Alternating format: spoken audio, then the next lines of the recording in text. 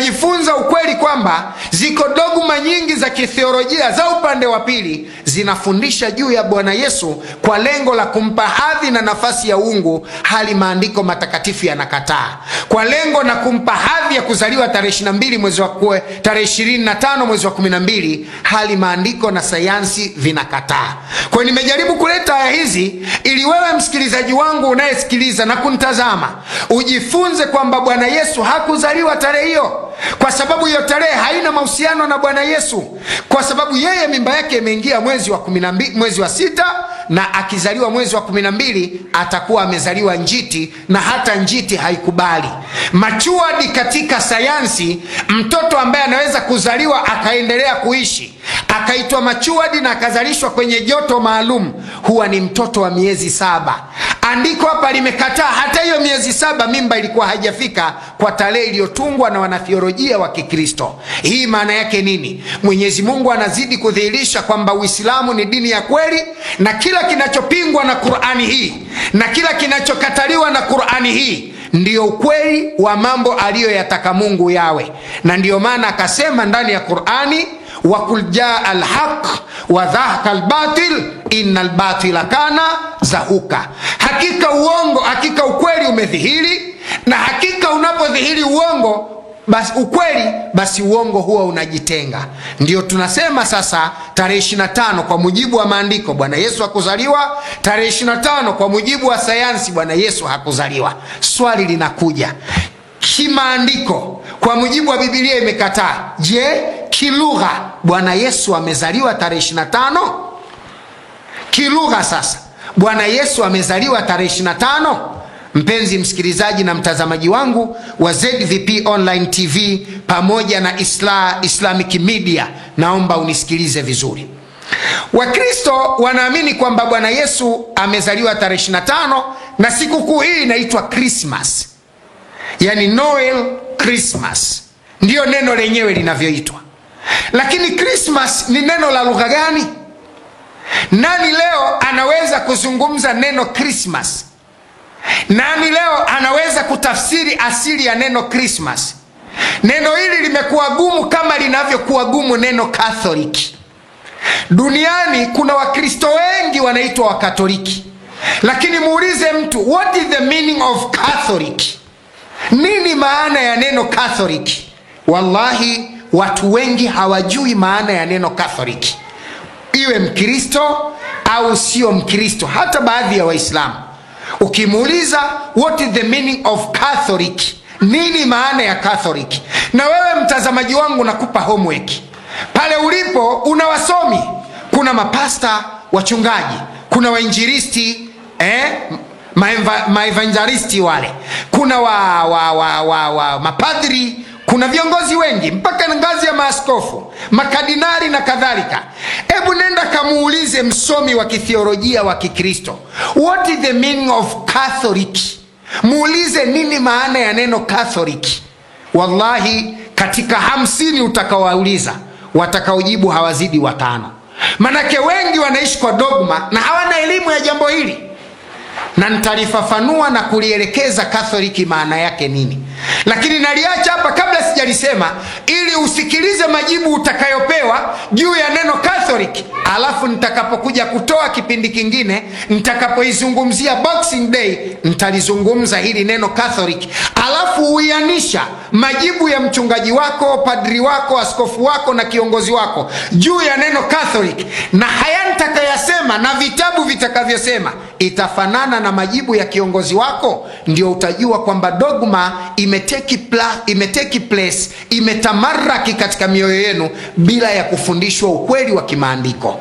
Mpenzi mtazamaji wangu, tuliache neno Catholic, turudi kwenye neno Christmas, ambalo kwa Kiingereza linaandikwa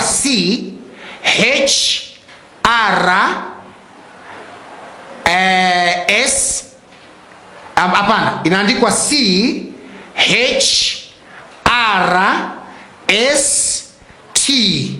Christ. Inaandikwa CHRST. Neno hili mbele linaandikwa S. Kwa Christmas linaandikwa CHRIST. Mwisho linaandikwa linaandikwa MAS. Maneno haya ndiyo Christmas. Haya ndiyo maneno yanaitwa Christmas. Haya ni maneno ya Kiingereza. Hebu muulize msomi yoyote mzungu, muulize mtu yoyote wa lugha ya Kiingereza, neno Christmas katika asili yake linatokana na neno gani, na tafsiri yake kwa Kiingereza cha kale ni nini? Yaani ukisoma maandiko yote ya vitabu vya lugha ya Kiingereza cha kale, neno Christmas halimo. Yaani halina historia. Badala yake utaliona neno hili ni neno kopo. Limekopwa kutoka katika lugha ya Kilatini. Limekopwa katika lugha ya Kirumi. Kwa Christmas si neno la asili ya Kiingereza.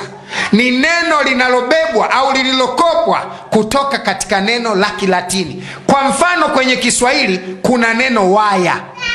Waya sio neno la Kiswahili, ila limekopwa kutoka kwenye Kiingereza. Kwa sababu Kiswahili hakina neno waya, tumelikopi kama lilivyo na kulitamka kama lilivyo, lakini tunaliandika kwa spelling za Kiswahili. Ukisema waya sio Kiswahili cha asili, kwa sababu lugha ya Kiswahili inabeba maneno ya Kiingereza, Kijerumani na kwa 75% maneno ya Kiarabu. Yaani Kiingereza, Kijerumani na Kiarabu ndiyo maneno yanayotengeneza Kiingereza Kiswahili. Kwa nini? Kwa sababu lugha hizo tatu ndiyo tawala za Wabantu wa pwani ya Tanzania, ambao Bantu wa pwani wa Tanzania wanaanzia Mozambiki mpaka Kisimayu Somalia. Huu ndio upande wa pwani ya Tanzania katika bahari ya Hindi. Wakazi wa pwani hii ndio wanaitwa wakazi wa pwani ya Tanzania, ambao wanaitwa Wabantu au kwa Kiswahili Waswahili. Hawa lugha yao imebebwa na misemo ya lugha tatu, ambazo 75% ni Kiarabu na 25 zilizobaki zinabebwa na Kijerumani pamoja na lugha ya Kiswahili, ya Kiingereza. Kama unavyoliona neno papai ni neno la Kijerumani. Papai halina taarifa ya Kiswahili, na ndio maana hata watu wa pwani, Wabantu wa pwani na baadhi ya makabila ya nchi hizi, kuna maneno wameyachukua katika lugha za nchi zao, za makabila yao, wakazisema katika lugha za watawala wao. Mfano, Wanyakyusa kijiko wanaita ispuni. Wanyakyusa kijiko wanaita ispuni, lakini ispuni ni Kiingereza. Lakini sabuni wanaita isopu, lakini sopu ni Kiingereza.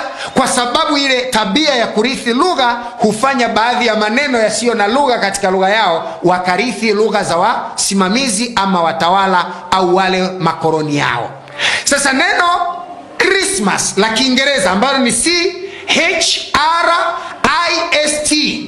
MAS, neno hili la Kiingereza, unapolitazama neno hili linatokana na neno la Kirumi, yani Kilatini, ambalo tafsiri ya maneno yake yanaandikwa XMAS. Kwa hiyo inaandikwa X, unaacha spelling, alafu unaandika MAS. Neno hili katika lugha ya Kilatini linaandikwa Xmas. Neno hili katika Kilatini linaandikwa Xmas. Maana yake Xmas, maana yake ni nini? X katika lugha ya Kirumi au Kilatini ni namba. Katika namba 10 za Kilatini, X ni namba 10, kwa sababu Warumi moja wanaandika mstari, yani wanaandika moja kama inavyoandikwa moja. Lakini 2 wanaandika moja moja, zinakuwa zile moja moja 2. 3 wanaandika moja moja moja, yani zile moja moja zinakuwa 3. 4 wanaandika V, moja inakuja kushoto, hiyo ndio inakuwa V, inakuwa 4. 5 wanaandika V, kwa hiyo 5 inakuwa V peke yake. 6 inakuwa V, moja inakuja kulia. 7 inakuwa V alafu moja moja 2 zinakuja kulia, yani V moja moja, ndio 7. 8 inakuwa V alafu moja moja 3 zinakuja kulia, yani V alafu moja moja moja, ndo 8. 9 inakuwa X, moja inakuja kushoto, maana yake 9 inaandikwa X, moja kushoto. Halafu 10 inaandikwa X. Kwa hiyo kwa Kilatini ama Kirumi ukiandika X maana yake umeandika 10. Kwa hiyo kwa Kilatini Christmas inaandikwa Xmas, 10 maana yake ni 10. X maana yake ni 10. Mass ni nini? What is the meaning of mass? The meaning of mass kwa Kilatino ni meza au kikao. Hapa tunazungumzia meza au kikao, yani kikao cha meza. Inayokusudiwa hapa sio meza kwa maana kama hii nilionayo mimi hapa. Meza hii haimaanishi kama ile ya chakula. Meza hii inamaanishwa kikao, yani meza ya kikao. Watu walioduara mahala kwa maamuzi fulani, watu walioduara, waliotengeneza meza ya duara kwa lengo la kuzungumzia jambo fulani, kupanga mikakati fulani, kufanya maamuzi fulani, kuelekeza jambo fulani. Hata inapokuwa kesi mahakamani, baada ya yote kupitia hukumu za upande zote mbili, maelezo ya upande wa mashtaka, upande wa utetezi, majaji huchukua hukumu wakakaa kama jopo. Hiyo inaitwa meza. Ile jopo linalokaa pale kwenda kufanya maamuzi kwamba kwa mujibu wa taarifa za huku na huku nani apewe haki gani na kesi hukumiweje kwa mujibu wa kesi hii na hii. Hii ndio inaitwa meza, ama kwa Kirumi inaitwa mass. Sasa unaposema Xmas, maana yake umezungumzia meza ya watu 10.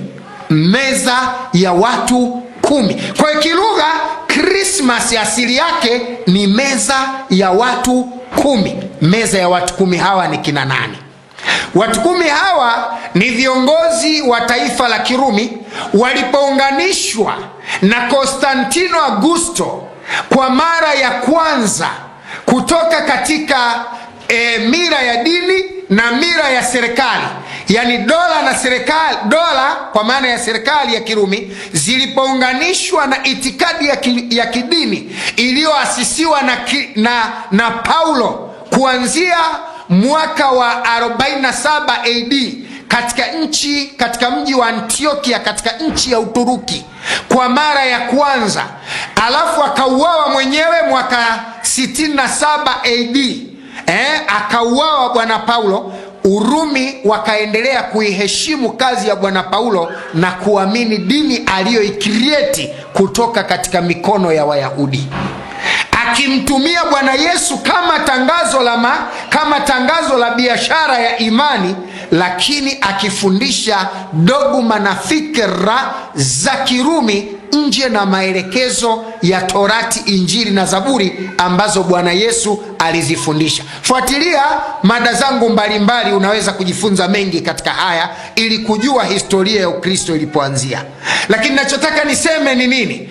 Kwamba Konstantino Augusto akaamua kuunganisha dola na imani kuwa kitu kimoja, na wakatumika viongozi wa kanisa kama maspai wa serikali ya Kirumi kwa lengo la kupeleka taarifa kwa serikali. Tutalieleza kwenye vitabu vingine namna walivyotumika huko nyuma ili kuweza kuona namna gani wanaweza kutoa taarifa kwa serikali kwa kesi mbalimbali kama maspai wa serikali wanaotumika kwa njia ya kiroho.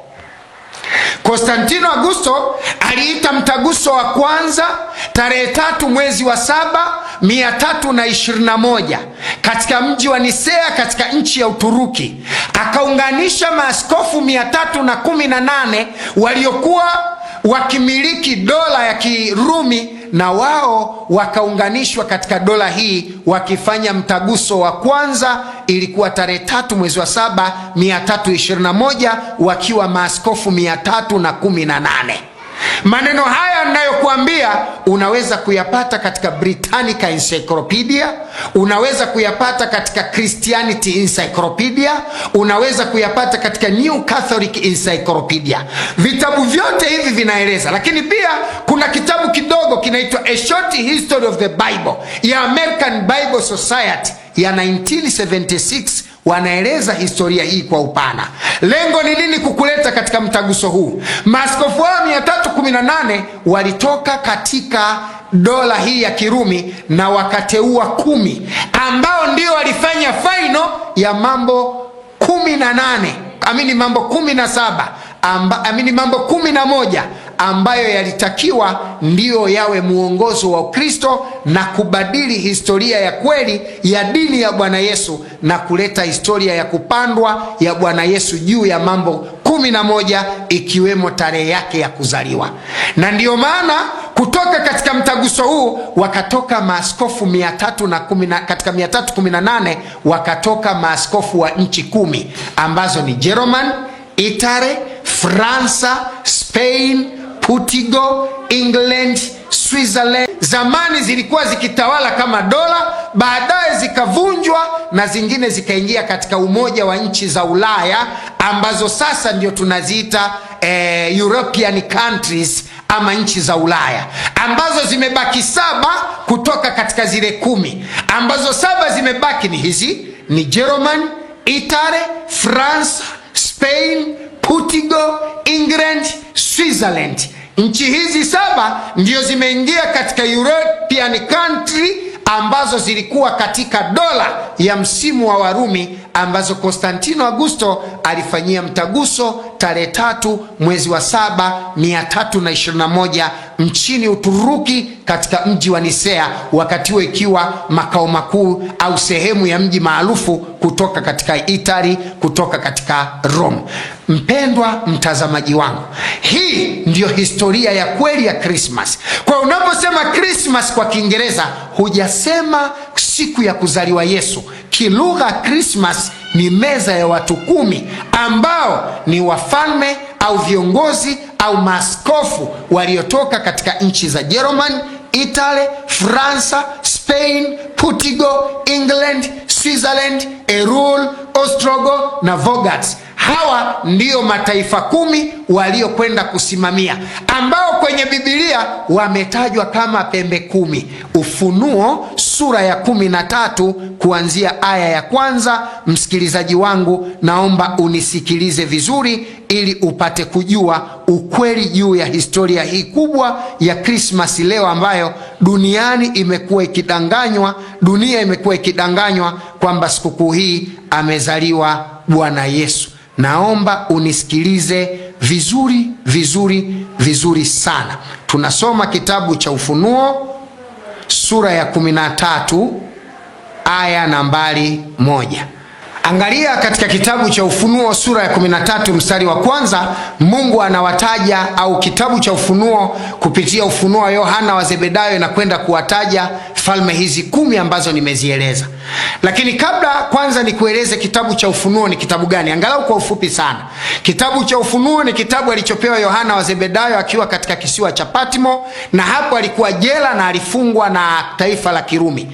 Nilisema mwanzo Bwana Paulo alilazimika kutengeneza mila na desturi za Kirumi kama dini kwa kutumia mgongo wa Bwana Yesu na kutaja kwa kutumia maandiko matakatifu machache yanayomsapoti katika yale anayotaka, huku akiandikia barua takribani kadhaa katika kitabu cha Agano Jipya mataifa kadha wa kadha alizoziita kama nyaraka. Mfano wa barua hizo, barua ya Wakorinto, barua hizo ni pamoja wa Korosai, barua kama hizo na nyingine nyingi, Tito na kadhalika.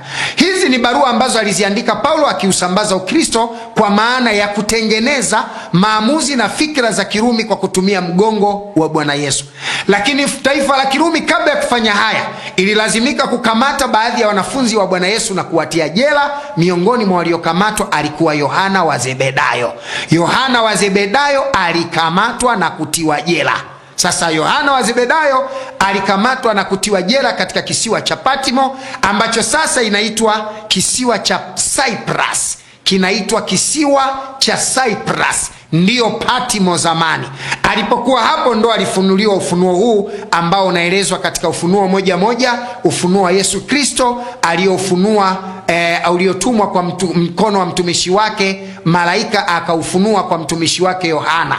1:1 mpaka 3 ufunuo wa Yohana. Sasa tunakwenda kwenye Ufunuo sura ya 13 mstari wa 1, andiko linasema: kisha nikaona mnyama akitoka katika bahari, mwenye pembe 10 na vichwa 7, na juu ya pembe zake ana vilemba 10, na juu ya vichwa vyake ana majina ya makufuru. Na yule mnyama niliyemwona alikuwa mfano wa chui, na miguu yake ilikuwa kama miguu ya dubu, na kinywa chake kilikuwa kama kinywa cha simba. Na yule joka akampa nguvu zake na kiti chake cha enzi na uwezo mwingi. Nataka nirudie hapa tu kwenye aya ya pili, na wala sitaki kutafsiri joka na mnyama, lakini nataka nitafsiri vipande viwili.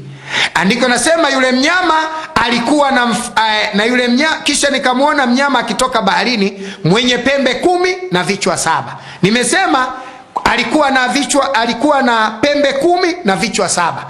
Pembe ni kitu kinachoota kwenye kichwa. Mbuzi, ng'ombe, kuna pembe zinaota katika kichwa.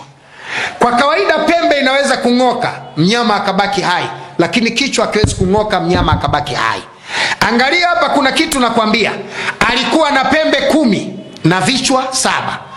Pembe hizi 10 nimesema ni nchi 10 au wafalme wa nchi 10 wakati ule, ambazo zilikuwa Germany, Italy, France, Spain, Portugal, England, Switzerland, Erule, Ostrogo na Vagat.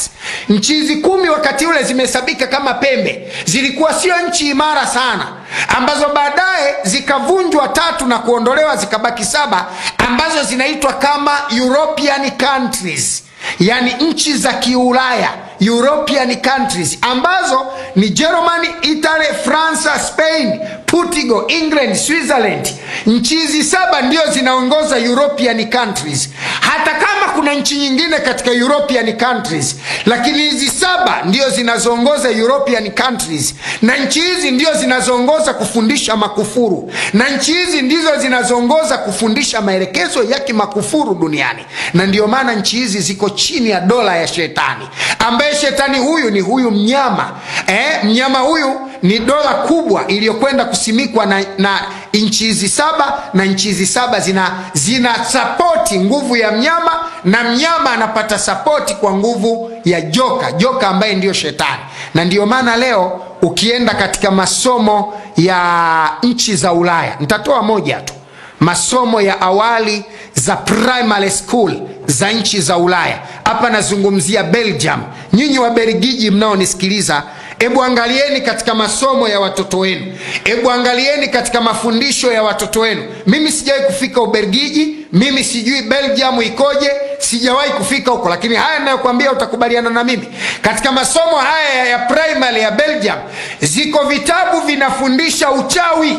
Narudia tena hapa, viko vitabu vinafundisha uchawi Belgium.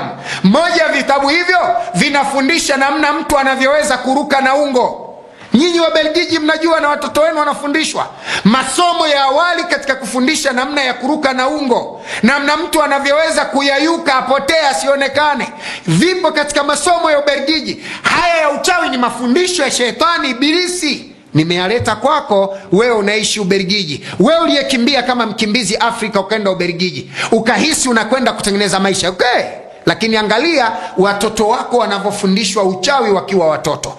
Vitabu hivi vipo, na vitabu vya mbele nitakuletea mpaka vitabu hivi. Nitaleta mpaka mafundisho ya Kibelgium yanayofundisha uchawi na mtoto anavyoweza kuruka. Na wewe mwenye nia njema Uislamu, kama kweli umepata vitabu hivi na unavijua, piga kopi nitumie hapa ili niweze kuianisha na haya ninayoyafundisha leo. Nataka nikuoneshe namna mataifa haya 10 yalivyokwenda kukaa chini ya himaya ya sheitani ibilisi, ambaye ni joka mkuu anayekwenda kuwapoteza ulimwengu. Mpenzi mtazamaji wangu wa ZVP Online TV pamoja na Islamic Media, nimeitumia fursa hii kukueleza kwa ufupi na kwa upana zaidi namna gani historia ya Christmas ilivyokuwa. Kwa hiyo wewe Muislamu, ukisherehekea sikukuu hii umemkufuru Mwenyezi Mungu. Ukimnunulia mwanao nguo katika sikukuu hii umemkufuru Mwenyezi Mungu. Ukifanya chakula kwa sikukuu hii umemkufuru Mwenyezi Mungu. Ishi maisha ya kawaida, usiingie katika fikra za Kiyahudi. Mungu ameshatutahadharisha, wala ntardha anka Yahudi wala naswara hatta tatabia millatahum. Hawatakuwa radhi wa Kristo na Mayahudi mpaka mfuate mila zao. Haikusema aya hata tatabia dinatahum, mpaka mfuate dini zao. La, unaweza kubaki Muislamu, unaweza kubaki Answari, unaweza kubaki Msarafi, unaweza kubaki mtu wa Kadiria, mtu wa dhikiri, unaweza kubaki whatever, lakini Mungu anasema walan tardha, hawatakuwa radhi Mayahudi na Manaswara hata tatabia millatahum, mpaka mfuate mila zao. Mila ni kile kitendo cha kuishi katika culture au tamaduni ya watu wengine, hali ya kuwa wewe ni mtamaduni wa tamaduni nyingine. Muislamu tamaduni yake ni Uislamu. Tumia tamaduni ya Kiislamu kuishi Kiislamu, usitumie tamaduni za Kikristo kuishi Kiislamu, usitumie tamaduni za Kiyahudi kuishi Kiislamu. Tukutane katika mada ya pili tutakapozungumzia Boxing Day, siku ya kupeana zawadi. Asili yake ni wapi? Inapeana zawadi gani? Na nini hekima ya kupeana zawadi? Wabillahi tawfik. Wassalamu alaikum wa rahmatullahi wa barakatuh.